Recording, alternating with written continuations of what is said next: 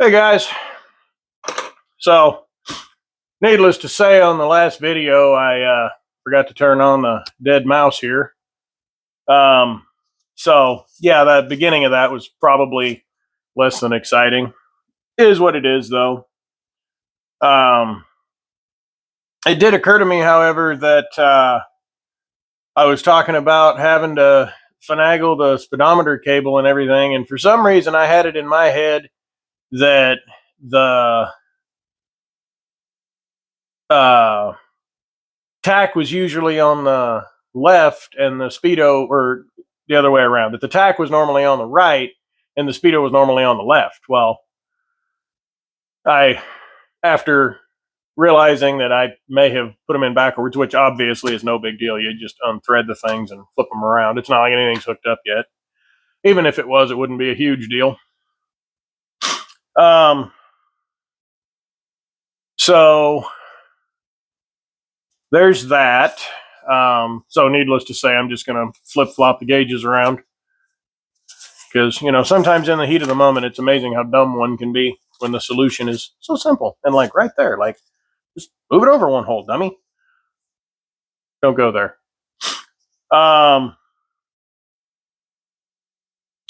I got me some stickers made,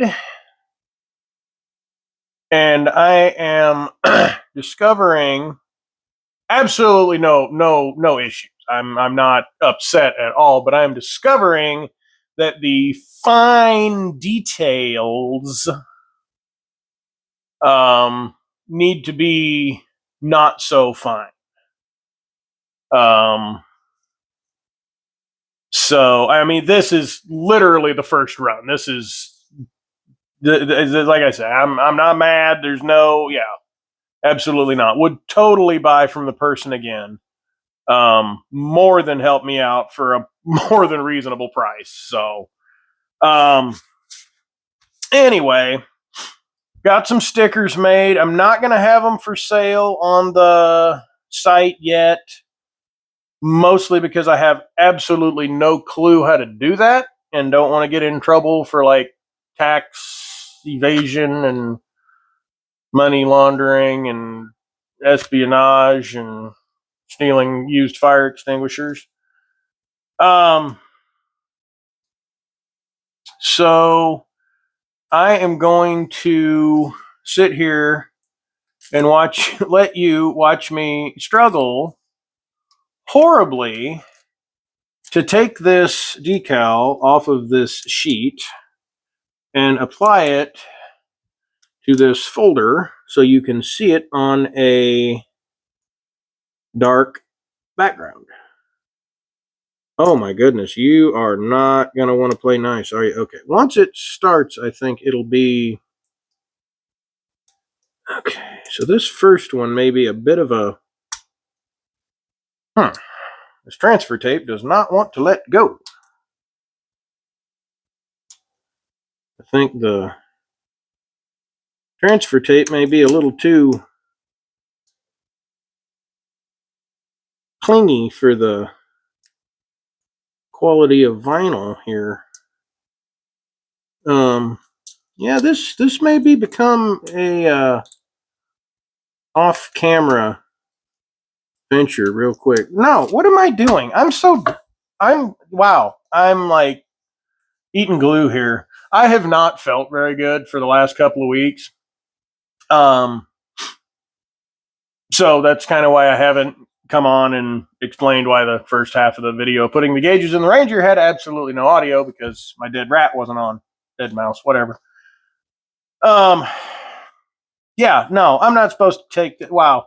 Okay, well, I pretty much just buggered that one. It is what it is. I'm going to go ahead and use it just because it's already kind of questionably tainted. Yeah, I'm not supposed to pull the vinyl off. I'm supposed to pull the paper backing off and then use the vinyl to apply the sticker. So, yeah, wow. That was not my brightest moment. Okay, that does need to come off, however. Come on.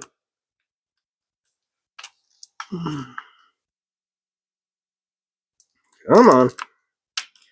Yeah, we definitely need to find an alternative method to this beadlock rim because, oh my goodness, those are just paper. Paper. Paper, paper, paper. Okay, so I think I am, you know what, for testing purposes, I'm going to go ahead and leave the centers and the wrenches, although I do ultimately plan on taking them out, but for test purposes, this will be just absolutely fine. And I'm not even going to worry about I dusted it off. I'm not going to prep it with alcohol. I am not going to spray soap under it. I am not going to jockey it around and do all the professional things. Hopefully this transfer tape lets go of this cardboard or paper or whatever you want to call it. It's like a little peachy. It's like glossy paper. So, not that I need to explain to you what a peachy is. So, I'm hoping that these lug nuts that are just very, very, very tiny pieces of vinyl actually stick and don't try to just come up with the transfer tape. Okay. Oh my goodness, that stuff is really strong. I think we may need to look into some. I'm not sure which way that would go, whether it would be better quality transfer tape or at that point, less quality transfer tape. So it would let go a little easier. So this is probably about as exciting as watching a midget huff glue, but I figured if I completely disappeared, I have some subscribers to my channel, though this may not be the most interesting video in the world. It is kind of an explanation as to why I haven't really made any videos lately, and letting you know that I am, in fact, still alive.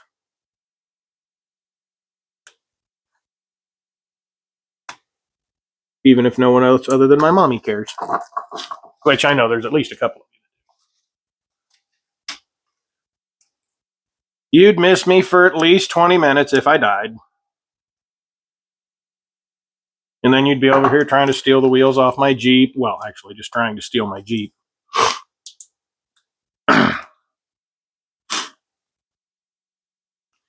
All right. Well, it is in this moment that I am very grateful that the letters of Miner's 4x4 Garage and Adventure are cut out and not what we're trying to make stick, because trying to keep an eye on the lug nuts, which are actually surprisingly doing quite well. I'm honestly having a harder time getting the edges of the wrenches to lay down, which could be because I had my fingerprints all over them, but we're not going to talk about that.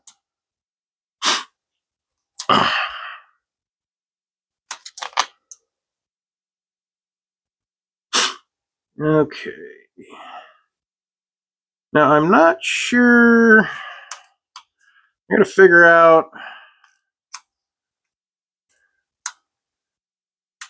I want to do my best to make this wheel look real. Man, this transfer tape is just a bear.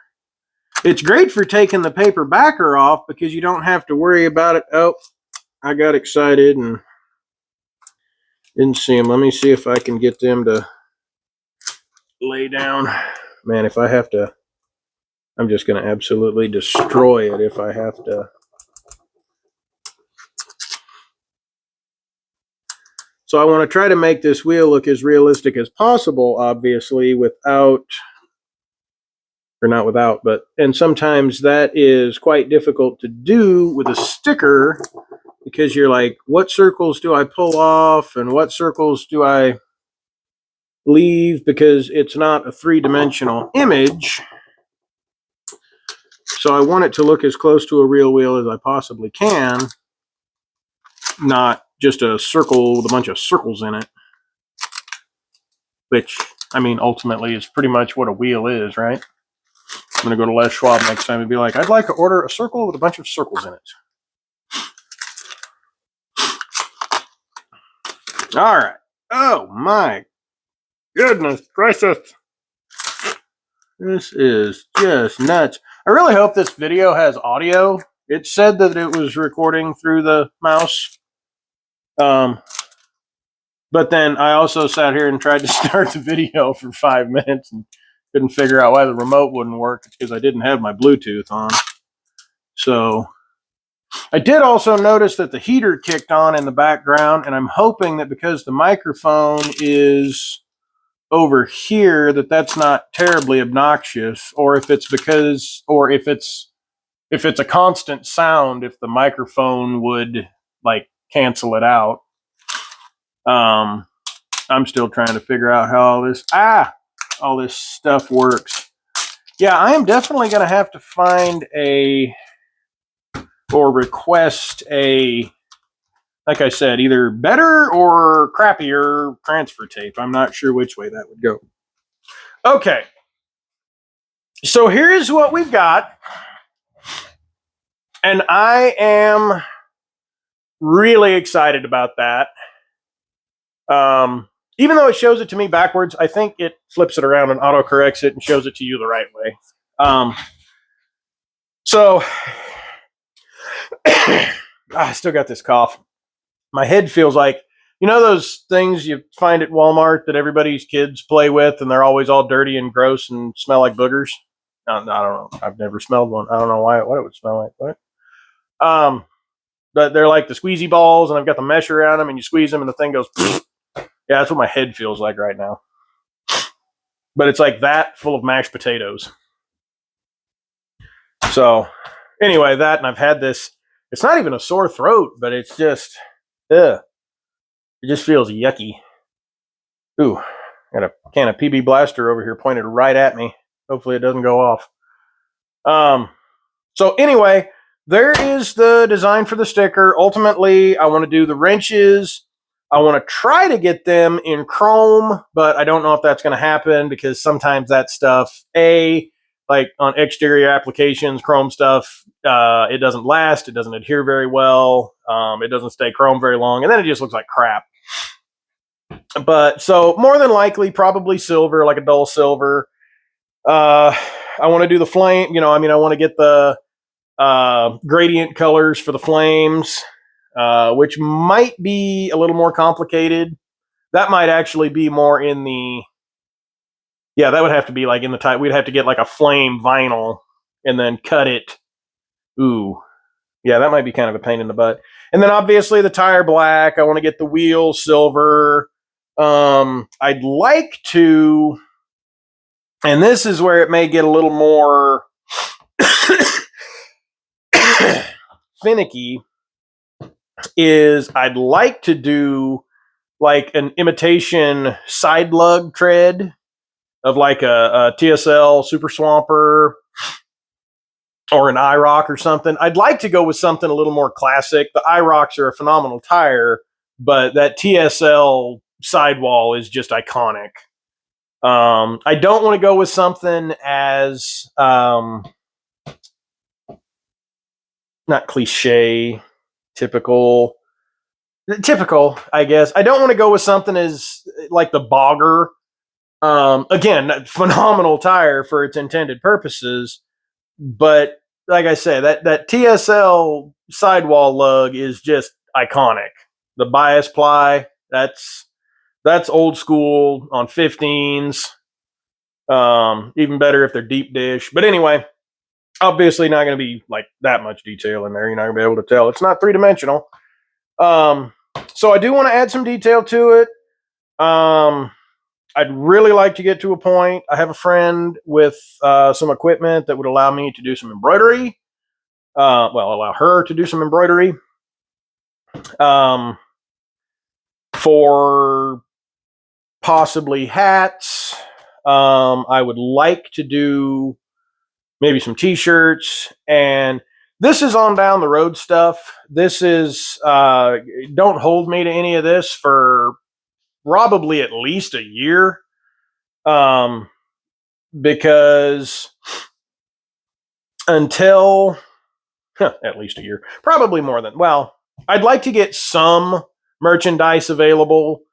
You know, even if it's just some stickers, you know, basic stuff, maybe some hats. I mean, that starts to get a little expensive because with manufacturing cost and then what you have to sell the hat for, sometimes that stuff gets a little wacko. And then I know there's some third party companies, entities, whatever, that will help you, but I don't know. I mean, obviously everybody starts out small potatoes, but I don't know how small potatoes is too small. Like, I'm thinking they're more like a couple hundred shirts, couple hundred hats, 2,000 stickers, not 100 stickers, 10 shirts, and 5 hats, you know. Probably order more than that. Anyway, that's neither here nor there. It'll get what it'll get done when it gets done. It definitely in the works. We're working on a digitized version of it, so there will still be the vinyl image, there will still be the sticker and everything, and I'm going to do my best to stick with the person that gave me the hookup on the first go round, and keep that line open. But I am going to have to, for embroidery purposes and stuff like that, I am going to have to digitize the design. So that will be a different distributor for design and stuff. But, I try to stay as loyal as I can to the people that have helped me out. And sometimes to the people that haven't. And that can be a bit of a character flaw, but, it's led down some interesting roads. Anyway, so figured out the gauges on the Ranger. I just need to flip-flop the thing. Honestly, I just needed to step back. I mean, I wasn't mad or anything. Like, I wasn't getting frustrated. It was going really well. I just, I'm sitting there putting it in, and I'm like, oh, that doesn't line up with that. Like, for some reason, my brain went, oh, I need to move that cable over here, not move the gauge over here, dum-dum. So that'll be a pretty straightforward application. Where else are we at? What are we doing? So I am going to try to focus a little bit more on my Jeep, because I am doing to my Jeep what I do with a lot of my project vehicles is I get it to a point where it just needs a couple of things, and then I don't know, I stop. Like, and I'm not working on it actively. I'm sure there's plenty of you out here that can relate to this, and whether it makes any sense or whether it doesn't, I mean, maybe my head was put together with a 9mm. Lord knows those things have no purpose. So I'm going to focus a little bit more on the Jeep. I've got a radiator for it. I've got radiator hoses for it. I've got heater hoses for it. I got to figure out why the electric heater in the cab isn't working. I've got all I don't think you can see it from over there, but I've got all the interior trim over here, the console and the kick panel, or the whatever they are. I've got the carpet in the back seat out in the barn. I still got to get the back seat and the carpet all shampooed. Not really looking forward to that.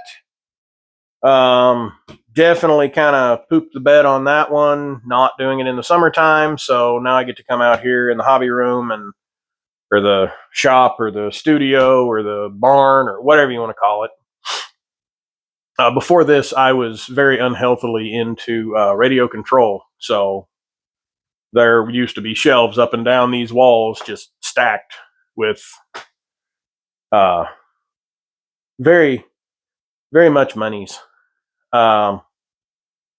Anyway, so that's kind of where it got the name the hobby room. Because anyway, I'm sitting here blathering on. I think now I've adopted saying anyway instead of Am I sniveling? Brains all over the place. My head feels like it's in a vice. So focusing more on the Jeep, getting some pretty basic stuff figured out. I've got to get it up for an alignment. We got those adjustable lower control arms put on it in the front, so we can get that. I think what needs to happen is we need to get the front axle pitched out for the caster. I'm hearing that the sweet spot is somewhere 6.5 degrees for a primarily on-road use. Honestly, if it was exclusively off-road use, I'd just tighten her up and send it. But I could probably get it close here, but my lack of a level floor kind of puts a kibosh on that. Which it's really not going to be that bad. I mean, I can take it up to Les Schwab. I've got it close. I can take it up to Schwabies, and they can put it out there and overcharge me by however much because it has an aftermarket part on it. I'm going to ask them to, because I put it back together with the old bolts, because they're going to have to take everything back off. So when the new bolts go back in, I wanted that to be their first time in. So hopefully they don't throw a tizzy fit that they're having to install something new that they didn't provide. Don't get me wrong, I love Les Schwab. And I totally get why they don't install aftermarket parts that aren't their own.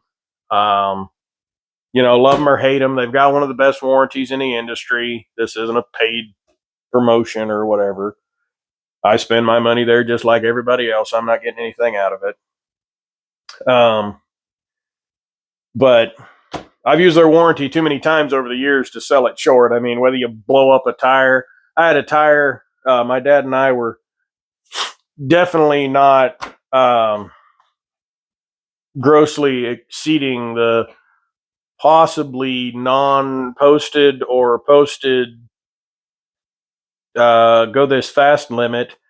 And fortunately, I was coming to a stop because I took off like a bat out of Hades, and I don't even remember what I topped out at. I was screaming, but I was coming to a stop, and I was probably doing like 20 miles an hour, and my tire let go. So I know my mom's sitting here probably like, "Oh my goodness, don't tell me these things." Sorry, Mom. I'm still here though. So anyway, and they had this little calculator, and of course, I mean, I go down and I tell them, it's like, I was just in the driveway. I don't know what happened. It just, of course, they're looking at me like, did you jump this thing?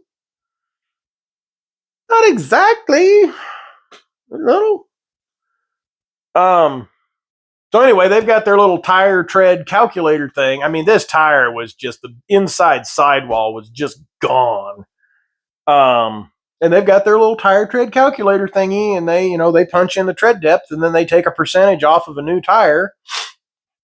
Of course, at that point, I bought another new tire so they could put on two, and then use the one that the used tire on the other side is my full size spare, because the car it came with a can of air and some goo if you got a flat tire. It was dumb. So the first thing you're going to do, you get a flat tire on the side of the road. First thing you're going to do is put a bunch of crap in it that's going to piss off the tire tech that you're 5 minutes away from. Good plan. So,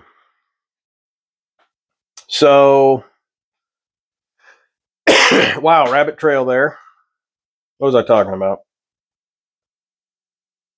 Oh, yeah, Les Schwab. Anyway, taking the Jeep up to Les Schwab, getting the alignment done, blah, blah, blah, blah, blah, blah, blah. And then I started talking smack about Les Schwab for no reason, because I actually like them. They've been pretty good to me over the years. And then I've already been through it. I did the motor oil. I did the transfer case fluid. I did the rear ends have been done. the transfer, did I say transfer case or transmission? At any rate, the motor oil transfer case, transmission and transfer case have all had their fluids changed. They're specced out correctly. They're not leaking, which is phenomenal. Given the state that some of the Jeep was in, like the pinion bearings in that Dana 35 were just completely wallered, probably due to having been run dry. The individual that owned it probably didn't know that it was supposed to have a rear end plug in it, not Bud Light and deer piss. So I've said that for years as far as, what you're going to find in a differential or transmission or transfer case or whatever. But unfortunately, I get into some copyright infringement using Bud Light. But I've thought about some other things to like market my own like gear lube or something like that. But I've been saying Bud Light and deer piss for so long, anything else just sounds wrong. Don't steal my idea, you little turd. I saw that. You wrote that down. Burn that right now. Right now. Okay. Saw you stick it in your pocket. That's very dishonest of you. Anyway, sitting here talking to myself. This whole video is sitting here talking to myself. You've heard me talk about a lot about the Ranger and some of the longer term goals, ideas, thoughts, brainstorming, spitballing out loud. As my dad would say, talking out my ass because my mouth knows better. But you've heard me talk about an MP435 and a 205 transfer case and putting a 302 in it. Oops, did I say that? I hadn't told you what cubic inch up until right there. Of course, like I said in the last, video before last, 13 videos ago, 27, the video I haven't made yet. Wow.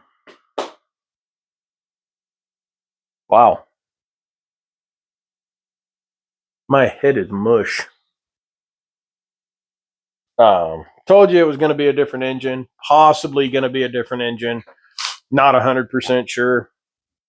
I know that I had said in the past that I didn't want to spend a bunch of money I still don't want to spend a bunch of money. I want to try to keep it on the budget side of things, which, anybody that works on works on cars know you go to the parts store for 2 hose clamps and you leave with $65 worth of fluids and stuff you didn't know you needed. I think I do want to spend a little bit more time on. Now, I've already got the 8.8 rear end for it, so I'm going to go ahead and swap that. It's gears matching to the front. It's other than the e-brake cables and some U-bolts, which I'm hoping I can source some used U-bolts. And if I can't, they're not horribly expensive. I think the set I was looking at was like $40 for both sides. And it's leaf spring lifted. It's not block lifted. So I'm super excited about that. That's pretty cool. Like the lift on that truck is legit. Somebody actually spent some money and lifted it. Not that blocks are wrong, but, went the extra mile and leaf lifted it. So I am gonna give a little bit more attention to the stock side of things. I'm not sure if that front axle is a Dana 28 or a Dana 35. I think it's a Dana 28. Be kind of cool if it was a Dana 30. Be even cooler if it was a 44. But it's at the end of the day, it's still that twin I-beam, or is it twin I-beam? I think that's what it's called. Independent front suspension, twin I-beam. I think independent front suspension isn't necessarily twin I-beam, but twin I-beam is independent front suspension, I think. I'm sure there'll be a bunch of keyboard warriors run into the comments to call me a dum-dum for, again, not coming out of the womb knowing. So I want to pay a little bit more attention to the kind of the stock side of things. Obviously I want to do the wheel bearings. I want to, fluids, stuff like that, some bushings. Check I think they're still called radius arms on that application. That's what they're called on the older ones. Because it's not a drag link. It's a push link. That's what I'm gonna call them from now on, push links. So, but get all that stuff. I've got some El Cheapo Chinesium shocks for it that I ordered from Summit. Just some lift shocks for the truck. They're nothing great. They've got good bushings. They're not leaking. They have fluid in them. They're better than what it's got. I mean, ultimately, depending on where this goes, it's probably going to get Bilsteins or Bilsteins or however you pronounce it. But, you know, I don't want to spend that kind of money right now when I'm not even entirely sure what direction the build is going. So far, we haven't done anything other than hacking the gauge panel. Hacking the gauge panel apart. That's irreversible. I mean, even though we cut the strap on the gas tank, like all those parts are still replaceable. We could put the gas tank back up in it after cleaning it, of course. You know, and put it back to exactly what it was when we found it.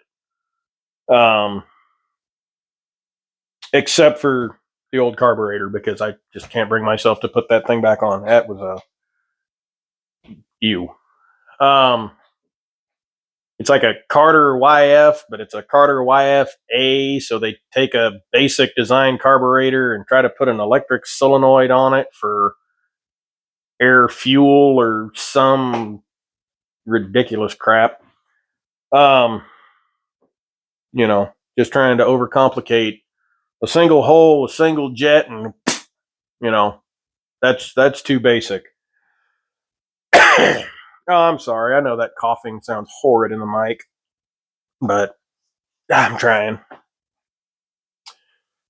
So, paying attention more to the stock side of the Ranger, paying a little bit more attention to the Jeep, and I want to get it finished. Because where it's at right now, if I got the alignment on it, unless something else rears its ugly head, I mean, that thing has got everything other than the internals of the front axle is brand new in the front end. I mean, ball joints, U-joints, track bar, shocks, you name it, it's new. So I'm really hoping that getting this caster corrected on the Jeep will. The problem I'm having is that it's really darty on the road. And like I said, for off-road application, I'd probably just run it because it drives fine, like around the yard and, you know, whatever. Like it runs through its gears. There's nothing mechanically wrong with it, really, to note, except for the fact that it gets a little jerky driving down the road. Doesn't death wobble. It's actually, you know, I mean, if you're on a nice smooth part of road, it's nice. It's a one-hander, but you hit any kind of imperfections in the road or a pothole or something, and she gets a little darty, which, you know, in a Barbie Jeep that weighs 8 pounds, that's not ideal. You know, in a 3,700 pound or, yeah, probably more than that, Buick, you know, you'd probably be fine. But anyway, a little bit of a recap on what I've been doing. I mean, it's been so cold here. I really haven't done a whole lot on the rigs. I've come out, I've let them run for a little while, you know, just so we don't start getting mice and stuff and losing progress that we've gained. We're in February, so my buddy should be coming out here pretty soon to get a feel for where we're at on the wiring on the Ranger. So that'll be neat. Get all that stuff wired in, get the gauges wired in. I'm really debating on, and I know a lot of people are like, oh, it's not a race application, so you don't need that. But on the other side of things, it's got a DuraSpark 2, and I know I'm about to piss off a lot of you Ford guys. I hate the DuraSpark 2. I think they're one of the most worthless ignition systems ever made. They got that little computer box that's constantly failing. If the truck sits for too long or it gets too hot or whatever, all the epoxy or goop or whatever melts out of it and gets all over the place. Makes a mess. I hate them. I've used them and run them with 2 extra computer doohickeys in the glove box because one of them's bound to work, maybe. But I'm debating on whether or not to put a MSD 6AL box on it.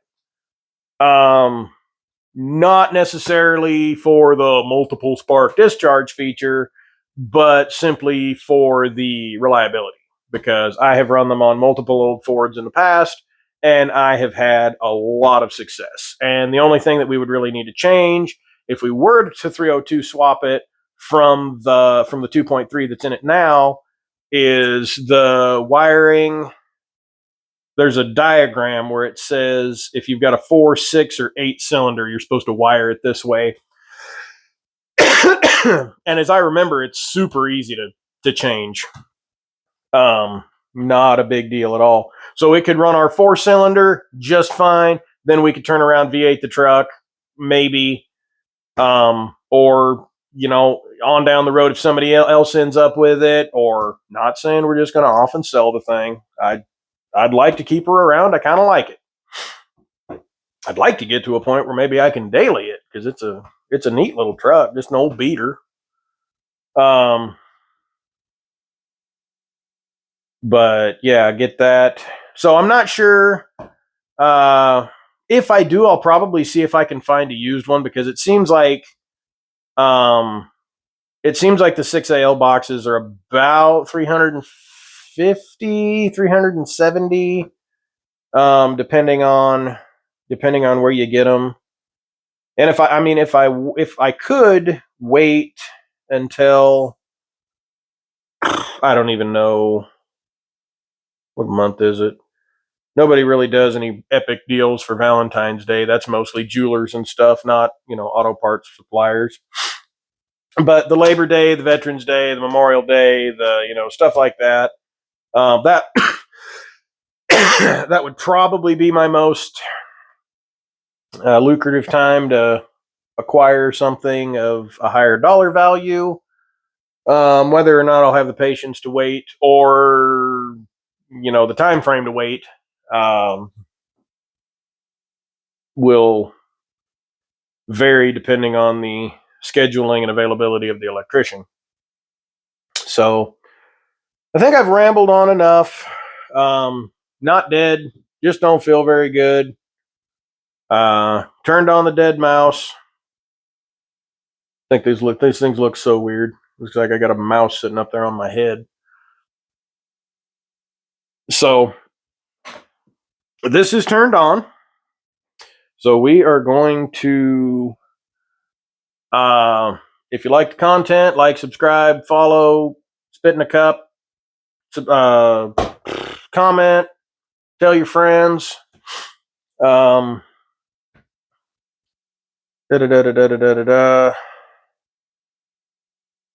I going with this? All right. Now I'm going to sit here and stare at the camera and push this button until the video turns off. See you later, guys.